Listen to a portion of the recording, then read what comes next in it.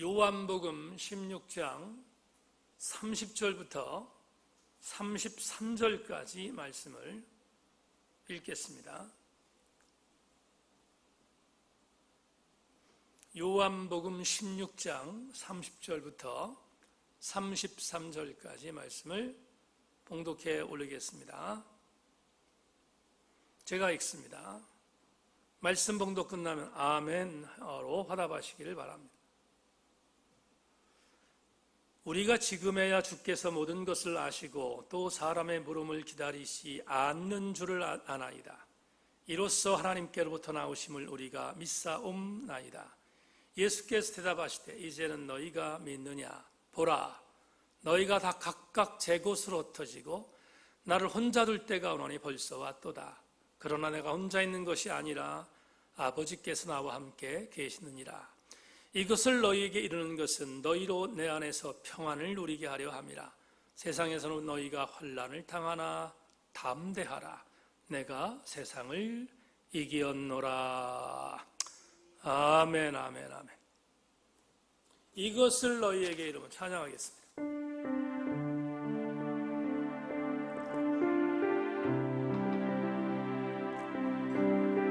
우리 기도하는 마음으로 말씀을 사모하는 마음으로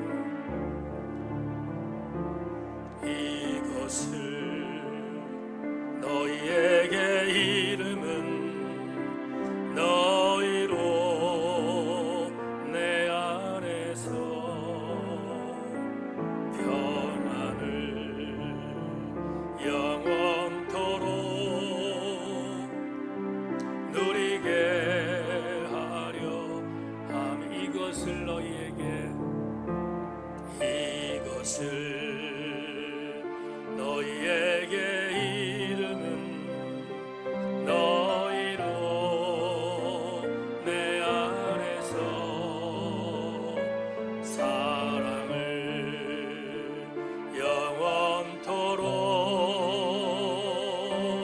누리게 하려 함이라. 세상에서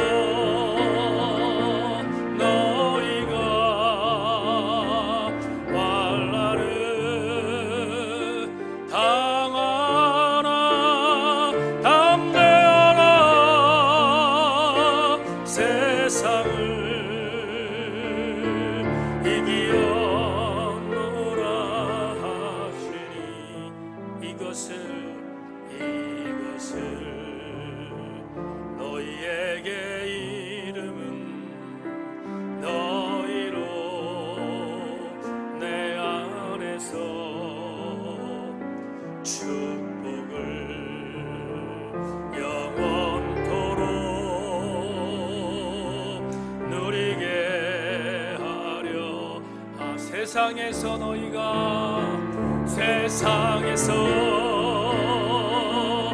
너희가 환난을 당하나 담대하라. 세상을 이기었노라 하시니. 아멘, 아멘. 너희에게 이름은 너희로 내 안에서 축복을 영원토록 누리게 하려 함이라.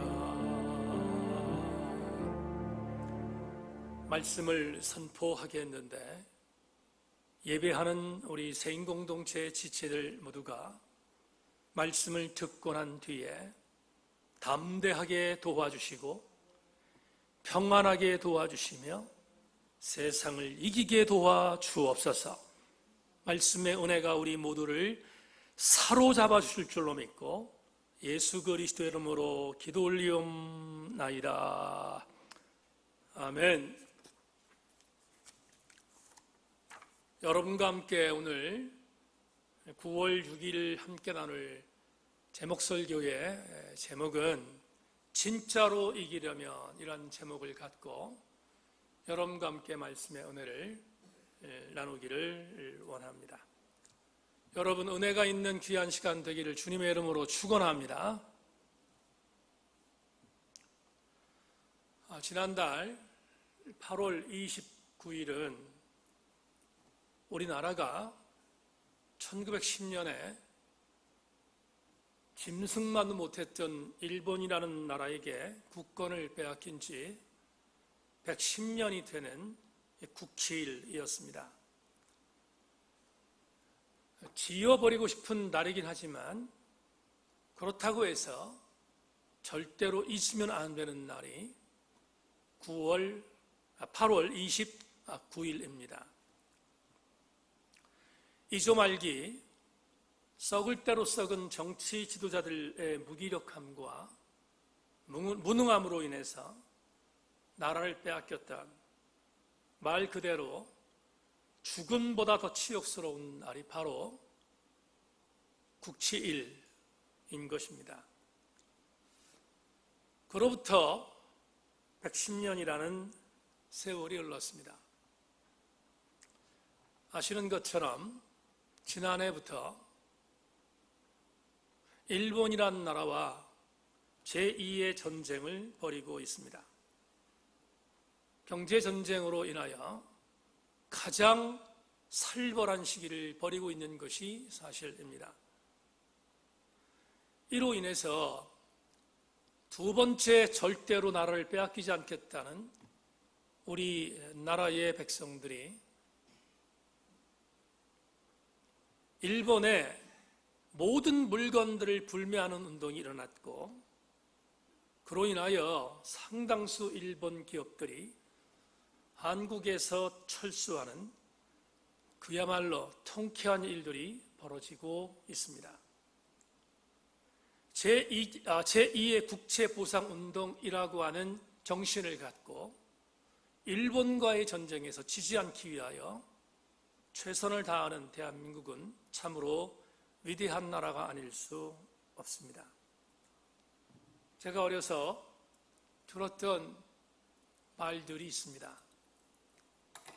일본과는 묵찌빠도 져서는 안 된다 하는 그런 소리를 많이 듣고 자랐고요.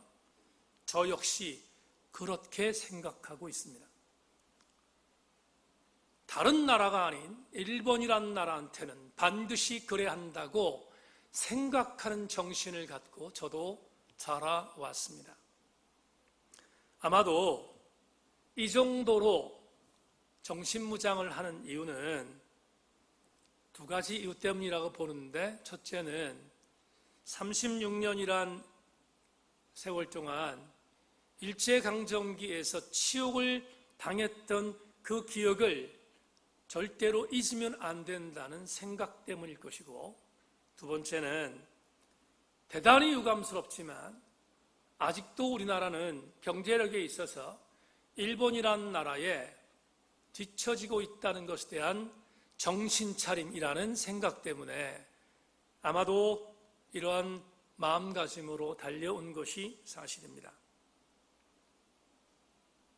일본과 경제전쟁의 극점에 있을 때 일본이 우리나라의 가장 나약했던 부분에 반도체 공정에 들어가는 불화수소를 팔지 않겠다고 선언했을 때 나라가 상당히 많이 위태로웠습니다. 그러나 대한민국의 저력은 엄청나다는 것을 다시 한번 느끼는데, 그렇게 경제전쟁이 일어난 불과 1년 만에 약 90%의 자립도를 갖게 된 것은 대한민국이라는 나라만이 갖고 있는 정말 뛰어난 정신 자세와 고급 두뇌 인력을 갖고 있는 지식층들이 있기 때문에 가능한 일이 아니었는가 하는 생각을 하게 되었습니다. 90%의 대한민국 국산화가 이루어진 그날 문재인 대통령이 일본을 향해서 이렇게 말했던 것은 국격을 높이는 일이었습니다. 우리는 두 번 다시 일본에 지지 않을 것입니다. 그날 저는 문재인 대통령의 그 말에 목사지만 아멘 했습니다. 설교가 아니었지만 아멘 했습니다. 지금부터 15년 전쯤 일본에 사역하고 있는 후배 선교사 부부를 지원하기 위해서 도쿄와 교토를 다녀온 적이 있습니다. 나리타 공항에 난생 처음 일본이라는 나라에 발을 디디면서 그때 아주 생생하게 나리타 공항에 내리며 이런 기도를 한 적이 있습니다. 하나님, 내가 지금 밟는 이 땅은 우리나라를 짓밟았던 일본이었습니다. 지금은 많이 뒤처져 있지만 10년 내지 20년 뒤에 이 땅을 우리 대한민국이 추월하게 하여 주옵소서. 그리고 나리타 공항에 내렸던 기억이 지금도 생생합니다. 우스갯소리 하나 하지요. 일주일 있었는데 일주일 동안 일본이라는 교토와 동경이라고 하는 지역을 오고 가다가 수첩을 들고 일본의 장점이 무엇인가에 대하여 적지 않고 일본의 단점이 있는가를 적었던 기억이 저에게 아직도 있습니다. 대단히 유치한 일이었지만 그만큼 저도 뼛속까지 대한민국 사람인 것이 분명합니다. 동경에 한 교회를 맡아 사역하고 있는 후배 목사가 선배들이 왔다고 다른 건 몰라도 우리 대한민국의 정신을 가다듬는 야스쿠니 신사를 한번 가보시는 게 좋겠다고 해서 가기 싫었지만 갔습니다. 야스쿠니 신사에 들어가다가 그 문 앞에서 제가 지금 생각하면 얼마나 유치한 기도인지 이렇게 기도한 적이 있습니다. 하나님, 야스쿠니 이 신사가 여기에 있는 사람들은 다치지 않게 지진으로 무너지게 하여 주옵소서. 그렇게 기도했던 기억이 지금도 저에게 있습니다. 오늘 제가 왜 말씀을 드리는가? 일본과 싸움에서 이기려면 묵찌바에서 이기면 이깁니까? 야스쿠니 신사가 무너지면 이깁니까? 그렇지 않습니다. 부인할 수 없는 것이 있는데 저는 일본에 갔을 때 일본 도쿄라고 하는 그 어마어마한 도시에서 일주일 동안 차량 크락션 소리를 딱 3번 들었습니다. 무서운 나라가 아닐 수 없습니다. 동경의 디즈니랜드의 주차장에 갔을 때 어마어마하게 큰 주차장에 맨 정문의 우측부터 차곡차곡 주찬 일본 사람들의 근성을 보다가 소름 끼쳤습니다. 일본한테 이기려면 그것보다 우리나라는 뛰어나야 합니다. 정신이 뛰어나고 윤리적으로 뛰어나고 도덕적으로 뛰어나지 않는 한, 문화적으로 뛰어나지 않는 한 섬나라 일본을 이길 수 없다는 것을 뼈저리게 느끼고 돌아왔습니다. 오늘 여러분과 함께 이긴다는 단어에 대한 부분들을 함께 좀 나누려고 합니다.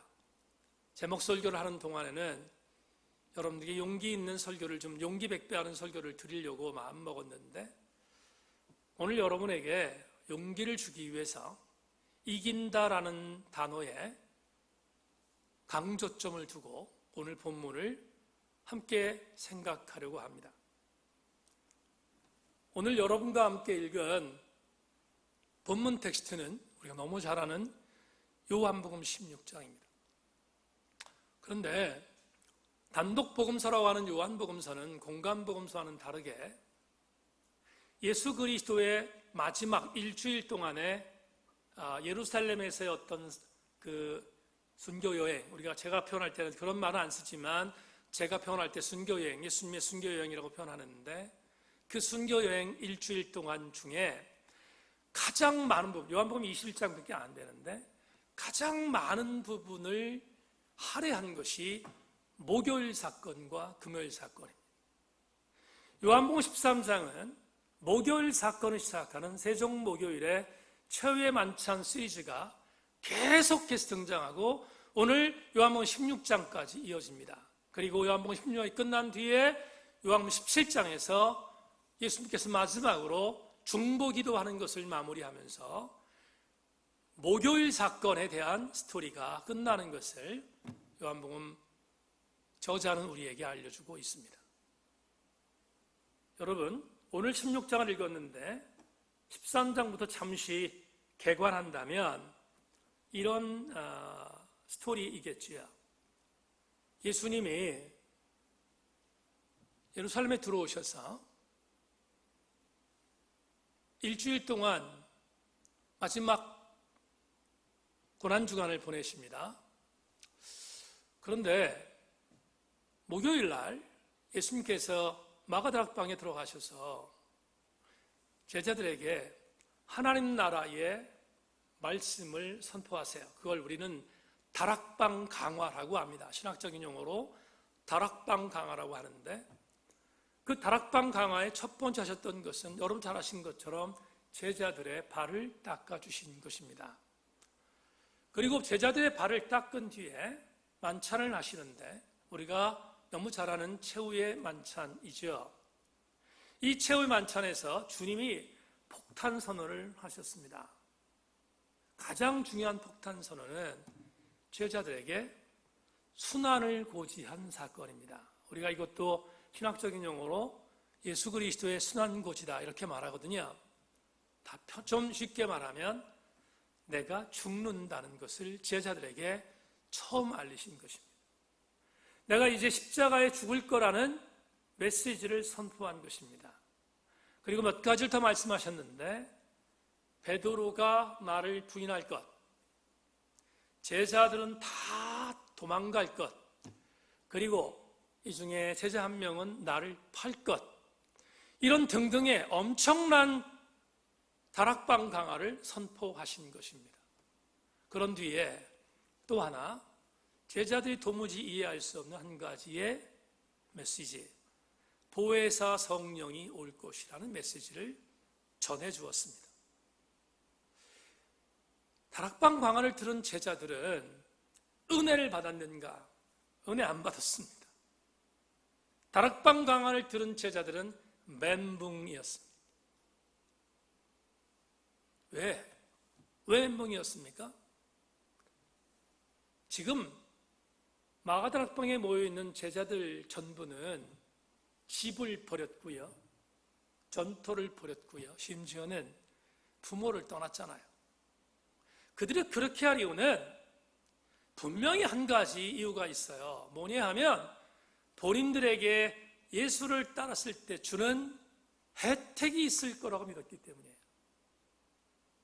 여러분, 세속적인 부분에 있어서의 혜택, 야고보의 아들들이었던 세베대의 아들들이었던 야고보와 요한과 같은 그런 형제가 솔직히 고백했던 것처럼 여러분 한 자리 때문에 따른 거 아니겠어요? 그렇지 않겠습니까? 그런데 그런 자리를 갖고 생각하고 따랐던 제자들이 자기가 따른 주군이 죽는다니 말이 됩니까? 멘붕이지 않겠어요? 그리고 거기다가 나를 부인할 거야? 나를 떠날 거야? 한 놈은 나를 팔 거야? 이렇게 말씀하시니 얼마나 엄청난 멘붕이었겠습니까? 또 한 가지, 그때는 요한복음 16장, 13장의 배경은 성령이 누군지 모르던 시기였거든요. 그런데 갑자기 내가 떠나야 너희에게 보혜사가 올 거다 라고 말하는 성령의 강림에 대한 부분들을 약속하실 때 성령이 오는 건 안중에도 없었습니다. 얼마나 제자들이 멘붕이었을지 충분히 이해되는 부분입니다. 그런데 주께서 이렇게 멘붕을 겪고 있는 제자들에게 오늘 본문에서 특별히 가장 중요한 주제절이라고 말하는 33절에서 우리가 너무나 유명한 메시지를 제자들에게 전하고 있어요. 오늘 16장 33절 이렇게 말합니다. 이것을 너희에게 이르는 것은 너희로 내 안에서 평안을 누리게 하려 함이라. 세상에선 너희가 환난을 당하나 담대하라. 내가 세상을 이기었노라 라고 말씀합니다. 너무 우리가 잘 알고 있는 말씀이고요. 오늘 우리가 불렀던 이 찬송도 바로 이 구절을 가사로 만든 거잖아요. 그러니까 이 구절을 우리가 너무 잘 알고 있어요. 그런데 오늘 조금 더 깊숙하게 이 본문을 좀 해석할까 합니다. 지금 13절에서 요한복음 16장 13절에서 두 번에 걸쳐서 나오는 명사가 있습니다. 뭐죠? 세상입니다. 이 세상이란 단어는 헬라어 언어 성경을 보면 우리가 너무나 잘 아는 단어인 코스모스라는 단어로 기록되어 있습니다. 코스모스 그러면 대학원 때 읽었던 칼 세이건이라는 천문학자가 썼던 코스모스라는 그런 책이 있어요. 여러 가지 부분에 있어서 상당히 중요한 자연과학적인 접근을 해야 되는 아주 중요한 책 중에 하나가 코스모스인데, 칼 세이건은 천문학자, 기상학자답게 코스모스에 대한 무궁무진한 내용의 과학적인 메커니즘을 그 책에서 독자들에게 표현합니다. 근데 제가 결론을 보면 약간의 범신론적인 차원에서 칼 세이건이 이 책을 썼지만, 그런데 대단히 중요한 한 가지 포인트는 뭐냐면 칼 세이건은 코스모스에 대하여 상당히 긍정적인 부분으로 해석했거든요. 그런데 요한복음 16장 33절에 나오는 코스모스는 칼 세이건이 말했던 코스모스와는 전혀 다릅니다. 예수께서 제자들에게 오늘 말씀하셨던 코스모스는 대단히 부정적인 단어입니다. 제가 헬라어 단어 사전을 찾아봤더니요, 헬라어 단어 사전에 코스모스라는 이 세상이라고 번역된 이것에 대한 상징적인 메타포를 이렇게 썼어요. 어떻게 썼냐면, 어떤 경우에는 무신론적인 군중을 의미한다 이렇게 썼어요. 또 한 가지는 하나님으로부터 소외된 모든 인간의 총체, 그게 코스모스라는 거예요. 그러니까 예수께서 쓰셨던 세상이라는 단어는 하나님의 나라와는 반대되는 일체 혹은 필드, 이런 상황을 의미하는 것이 코스모스라고 해석하면 정답일 것 같습니다. 제가 왜 오늘 이 코스모스를 여러분에게 말씀드리는가? 조심스럽지만 이렇게 말씀드리고 싶은 이유가 있기 때문입니다. 세인교회 지체 여러분, 지금 여러분들이 발을 딛고 있는 땅, 제가 발을 딛고 있는 땅, 그 필드가 어디입니까? 코스모스잖아요. 부인할 수 없어요. 코스모스라고요. 저도, 여러분들도 우리의 생명이 있는 한 딛고 있어야 할 공간, 코스모스예요. 그러니까 요한복음 16장 33절에서 제자들이 딛고 있는 땅도 코스모스인 것을 주님이 적시하신 것입니다. 제가 이 코스모스란 단어를 쓰면서 원고를 정리하다가 이런 생각을 해봤습니다. 내가 딛고 있는 땅이 정말로 세상, 코스모스인가? 그랬더니요, 예수님께서 이 말씀을 하던 이때, 이 요한복음이 주전 100년 정도에 기록됐다고 보거든요. 가장 늦은 복음서거든요. 그럼 주후 1세기의 가장 끝자락에 이 요한복음서가 편집됐을 가능성이 있는데, 그때에 비하여 지금 제자들이 접하고 있는 코스모스와 20세기가 지난 21세기에 우리가 딛고 있는 코스모스가 어떤 차이가 있을까? 깊이 한번 생각해 봤어요. 상대가 안 돼요. 어떤 상대가 안 됩니까? 요한복음이 기록될 당시의 코스모스는 그래도 괜찮았다고 생각해요. 우리가 살고 있는 지금 21세기는요, 가히 상상을 할 수 없게 만드는 코스모스잖아요.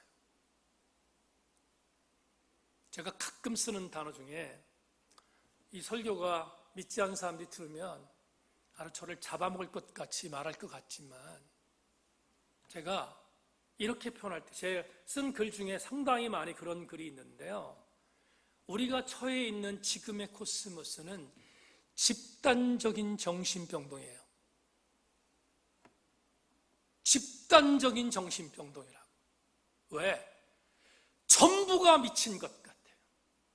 집단적 광기가 휘몰아치는 세상. 그게 21세기 코스모스예요.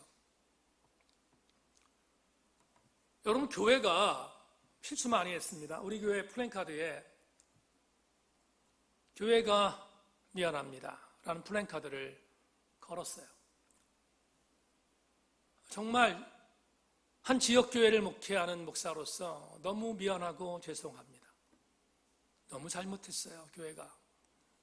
그래서 우리 교회가 속해 있는 한국교회청년합회, 한기총 말고 한국교회청년합회, 한교총이 우리 교단이 속해 있는 단체거든요.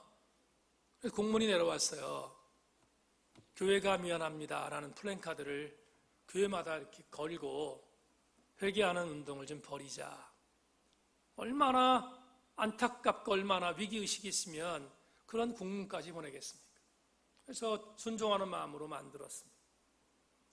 근데 지금 한교총에서 이 운동뿐만 아니라 또 한 가지를 하고 있어요. 뭐냐 하면 전광훈 씨를 이단으로 완전히 정리하자는 운동이 벌어지고 있습니다. 더 늦으면 안 된다는 생각을 하기에 저도 동의를 하거든요. 생각은 너무 망가진 상태이기 때문에 더 이상은 안 되겠다는 마음을 갖고 이 두 가지 운동을 한교총에서 지금 진행하고 있습니다. 그래서 이 운동을 벌이고 있는데요, 포털 사이트에다가 이런 운동을 벌이고 있다는 한교총의 운동을 적시했는데 코스모스, 세상은 싸늘합니다. 웃기지 말라는 거예요. 너네 교회가 무엇을 하든지 이제는 우리는 받지 않겠다는 거예요. 늦었다는 거죠. 한편적으로 바라보면 할 말은 없지만 그래도 교회 쪽에서는 얼마나 많은 것들을 양보하고 얼마나 절치부심하며 이렇게 늦었지만 다시 한번 서겠다는 마음으로 이 사역을 하고 있잖아요. 여러분, 그런데 코스모스는 용서를 안 해요. 싸늘하다고요. 그러면 두 가지 중에 하나예요. 물론 교회가 잘못한 부분에 대한 부분을 매맞고 있는 것, 여러분 그거 저 인정해요. 목사로서 인정하고요. 얼마든지 그렇구나, 다시 경책해야지, 다시 엎드려야지, 다시 겸손하게 섬겨야지, 그렇다 이 말이에요. 그러나 또 하나의 반대급부, 태생적인 한계의 코스모스는 교회와는 함께 갈 수 없구나 하는 것을 느끼게 하는 거죠. 왜? 집단적 광기에 사로잡혀 있는 부류와 필드가 하나님의 나라를 위하여 달려가는 부류와 같이 갈 수 있겠냐 이 말이죠. 교회는 끝까지 섬겨야 된다는 걸 알아요. 저가 여러분 바보 같은 목사가 아니거든요. 저는 여러분 정말 막말로 얘기해서 나이롱뻥으로 신학한 사람이 아니에요. 저는 그러니까 하나님 앞에 어떻게 신학을 갖고 어떤 모습으로 교회가 바로 서는지에 대한 부분들을 정말로 많이 정말 고민하며 달려오고 또 달려왔어요. 그러니까 교회가 끝까지 코스모스를 품어하는 것도 알아요. 아는데 여러분, 루터가 말했던 것처럼, 어거스틴이 말했던 것처럼 궁극적으로 하나님의 교회 공동체가 코스모스와 같이 갈 수 없다는 것은 그건 신학적인 의미거든요. 그래서 인정할 수밖에 없는 거죠. 아무리 교회가 뭘 해도 코스모스는 우리를 받아들이지 않겠구나. 그렇다면 우리는 어떻게 해야 합니까? 우리는 어떻게 되죠? 우리 그리스도인들은 어떻게 되죠? 자정 능력을 세워야 되지 않겠어요?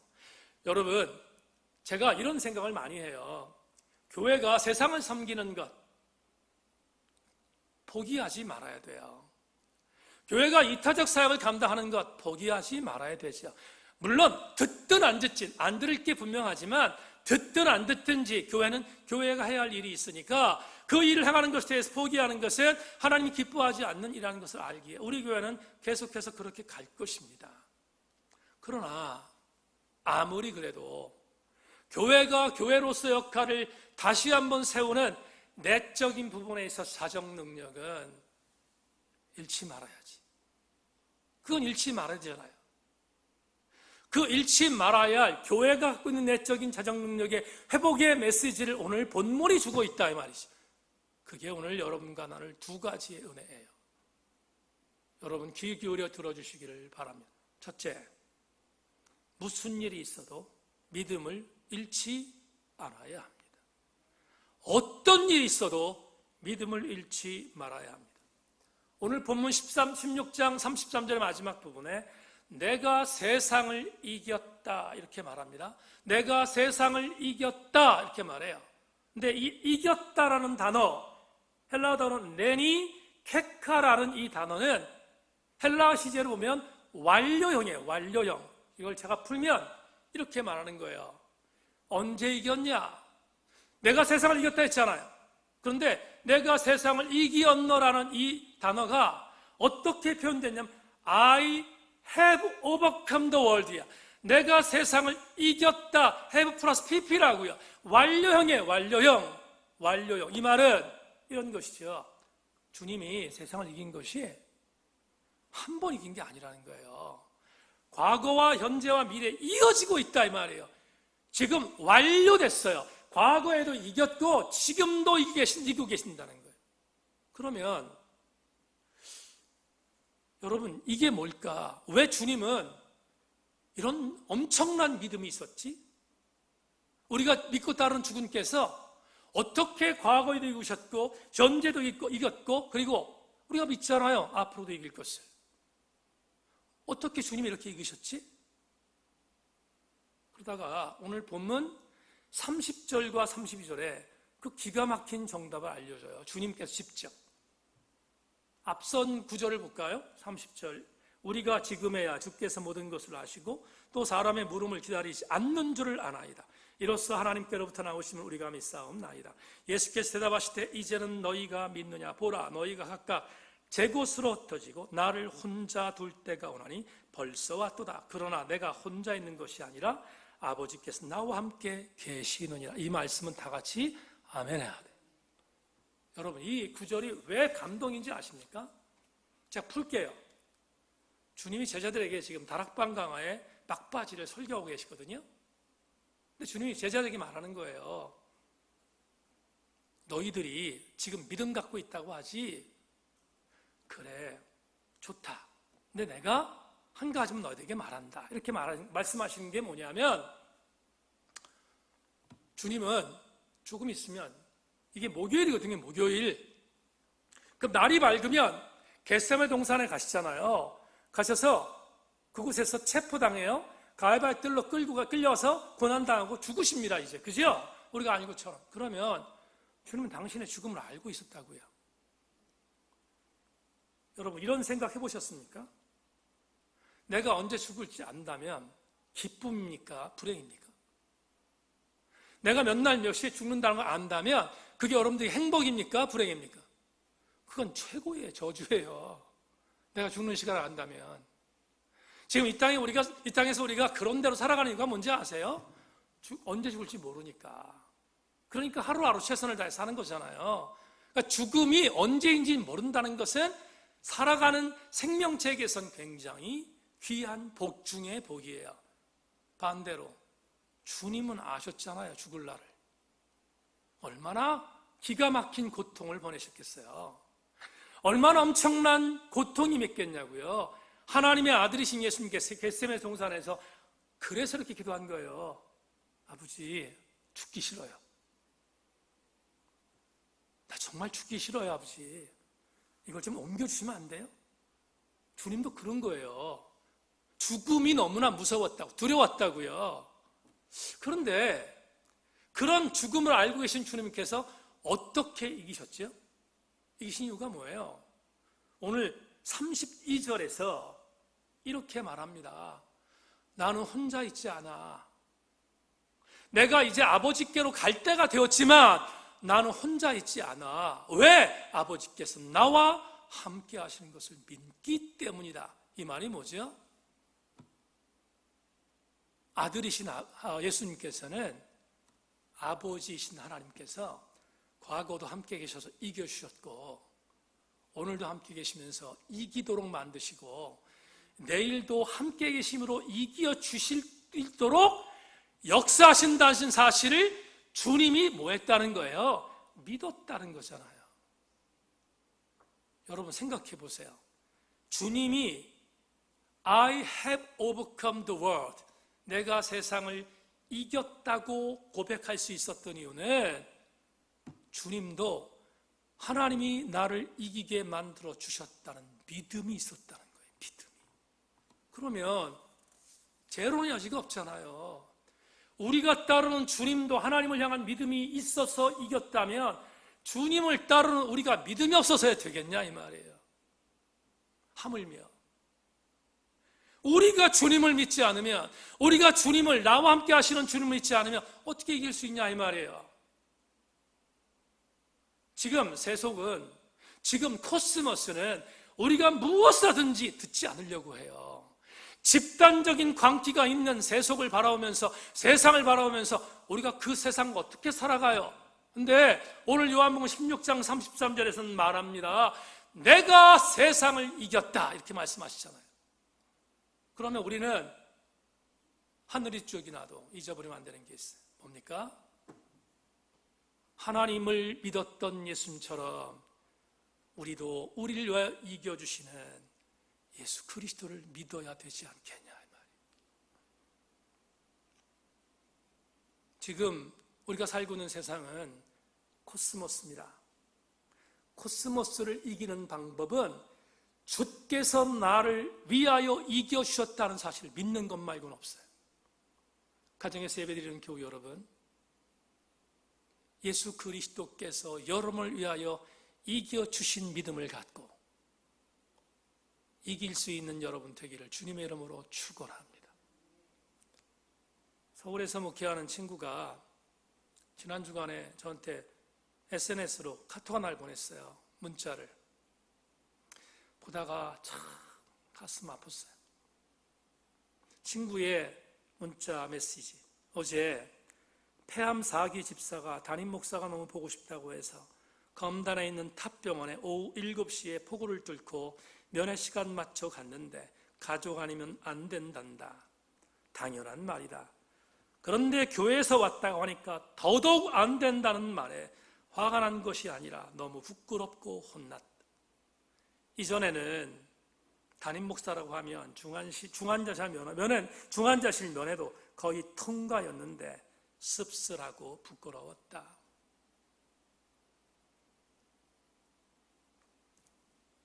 서울은 이제 목사가 어딜 가서 뭐 하면 쌍수 들고 막잖아요. 근데 이 문자 받고 나서 명지병원에 중환자실 갔을 때 간호사가 너무 고마웠어요. 이정구 집사님 입원했을 때. 그래도 그 간호사는 들어오라고 하니까 얼마나 고마웠는지. 운전박대 당했으면 얼마나 창피했겠어요? 만만치 않습니다. 넉넉하지 않습니다. 그런데요, 좌절하지 말아야 될 것 같아요. 왜? 오늘 주께서 이렇게 말씀하셨어요. 너희가 세상에서 환난을 당하지만 담대하라. 내가 세상을 이겼다. 여러분이 메시지를 들었던, 이 메시지를 전했던 현장에 요한이 있었어요. 요한이. 그 현장에 요한이 있었다고요. 예수님을 버리고 도망갔던 요한. 근데 요한이 훗날 성령을 받고 그가 맨 마지막에 에베소에서 목회하다 죽잖아요. 죽는데 그가 썼던 서신 중에 그때 주군께서 하셨던 그 말씀이 생각났어요.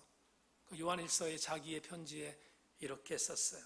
무릇 하나님께로부터 난 자마다 세상을 이기느니라.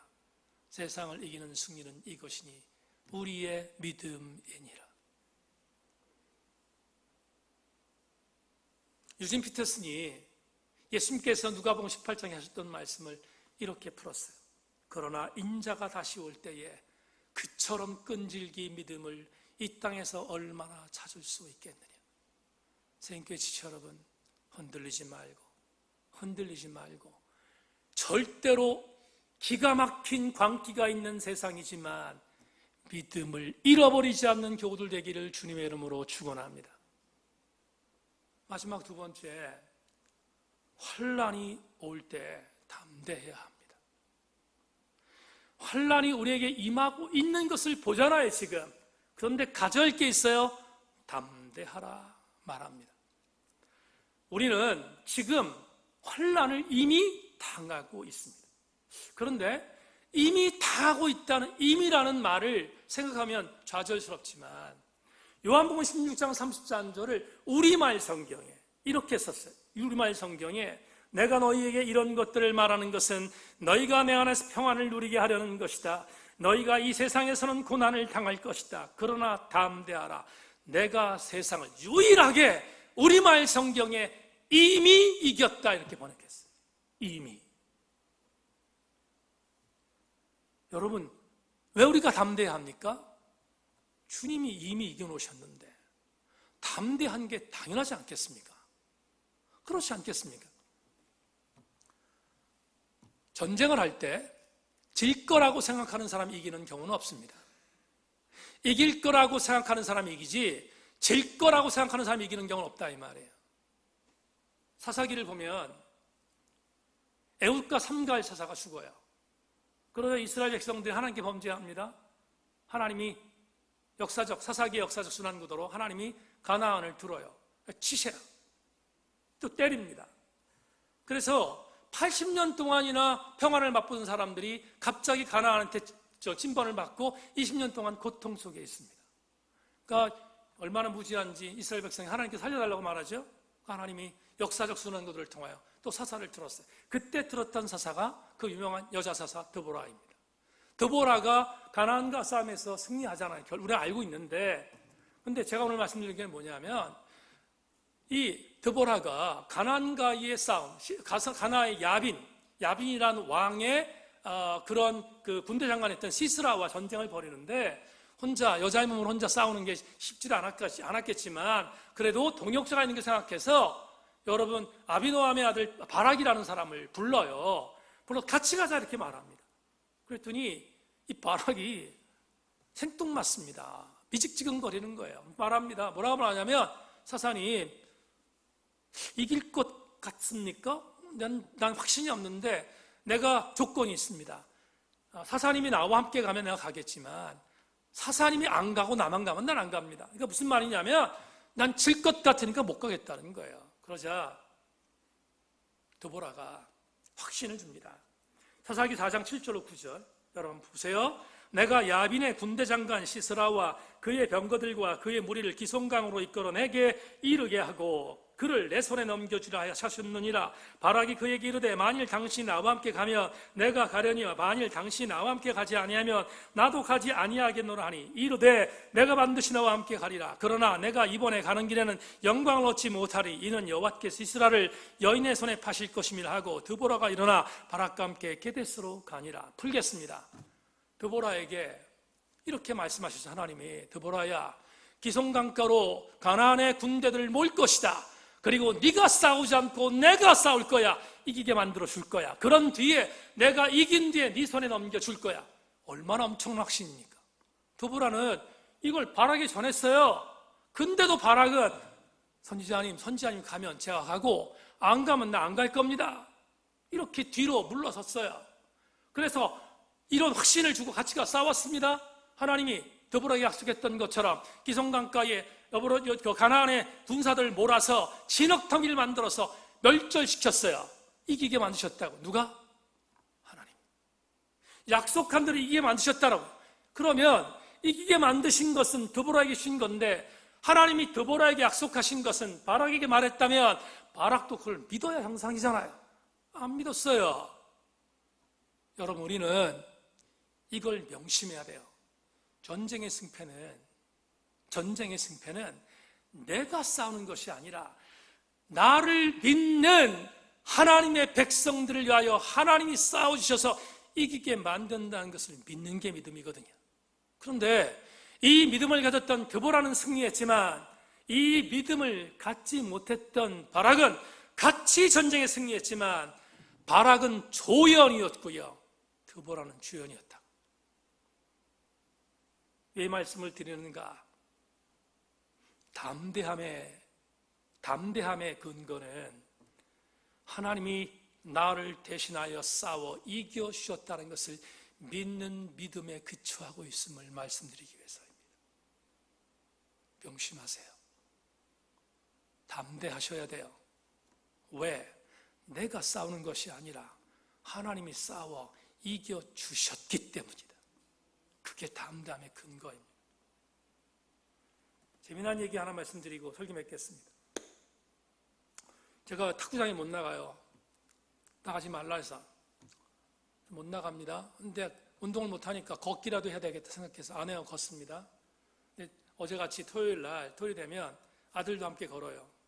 근데 언젠가 한번 걷는 데서 저쪽 편에서 개 무리를 갖고 있는 어떤 그 가족이 나왔어요. 개도 산책시킨다고.